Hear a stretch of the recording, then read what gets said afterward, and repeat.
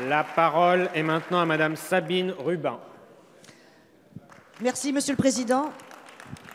Cette question s'adresse à Madame le ministre de l'Enseignement supérieur, de la Recherche et de l'Innovation. Madame la ministre, vous le savez, la situation de l'université est préoccupante. En ce moment même, les syndicats étudiants sont mobilisés devant votre ministère pour protester contre le sort réservé aux sans-fac. Le 19 septembre dernier, ce sont plus de 6 000 étudiants en sport qui ont manifesté partout en France. À Besançon, c'est près de 600 étudiants de cette même filière qui doivent se partager un amphithéâtre de 120 places. D'autres encore sont obligés de venir en cours le week-end alors qu'on leur demande simultanément de travailler pour financer leurs études. À Lille, en sciences politiques, les TD sont repoussés de plusieurs semaines à cause d'un manque d'enseignants-chercheurs. Des vacataires de Lyon ont été recrutés en urgence, mais leur faible rémunération couvre à peine leurs frais de transport. À Bordeaux, nos étudiants en sont réduits à attaquer nos universités en justice afin de pouvoir étudier. Pas plus tard qu'hier, j'ai été bouleversée par la situation d'un étudiant que je recevais. Il est sans affectation depuis plus de 2 ans. À tout cela, il faut encore ajouter les conséquences de la LRU qui se font sentir à Orléans ou à Limoges, où l'université est en déficit chronique et va devoir réaliser 2 millions d'euros d'économies. Les résultats, vous les connaissez, Madame la ministre. Gel de postes d'enseignants, baisse de l'offre de formation, suppression d'emplois aidés pour les personnels techniques. Pour conclure cet état des lieux, j'aimerais citer la doyenne de psychologie de l'université de Strasbourg. Nous sommes coincés dans un système bourré de contradictions. On ne peut qu'attendre que le système implose. Ça ne peut continuer comme ça. Madame la ministre, je sais qu'une réflexion sur le long terme est amorcée. Mais c'est dès à présent qu'il faut parer à l'urgence de la situation. Nous pensons que la représentation nationale doit se saisir au plus vite de cet enjeu. Madame la ministre, comment faire face à cette rentrée 2017 qui voit le nombre d'étudiants grimper en flèche? Situation pour vous, pourtant prévue de longue date.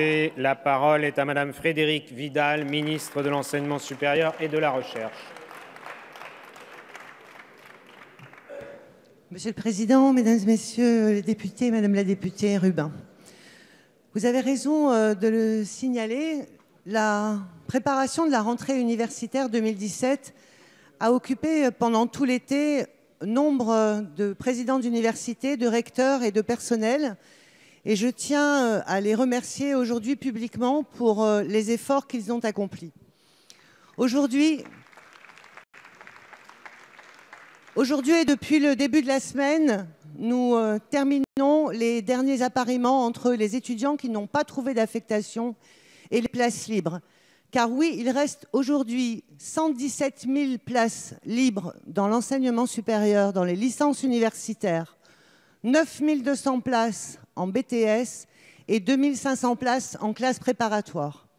Il est donc temps que nous nous emparions de la question de l'orientation correcte des étudiants et que nous soyons en capacité de les amener à réfléchir à leur futur, au type de filière qu'ils souhaitent intégrer, aux débouchés professionnels de ces filières, et que nous soyons en capacité de mettre en adéquation l'offre de formation avec les attentes des étudiants. Cette année, le budget de l'enseignement supérieur, de la recherche et de l'innovation sera augmenté dans la loi de finances de plus de 700 millions d'euros, dont 234 millions d'euros pour l'enseignement supérieur, ce qui porte le budget de l'enseignement supérieur à 13,4 milliards d'euros pour l'année 2018.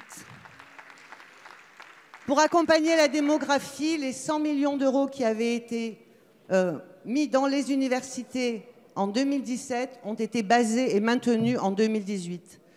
Ce que nous devons donc faire aujourd'hui, c'est accompagner la réussite des étudiants, et c'est à cela que sert la concertation qui a démarré en juillet. Merci Madame la ministre.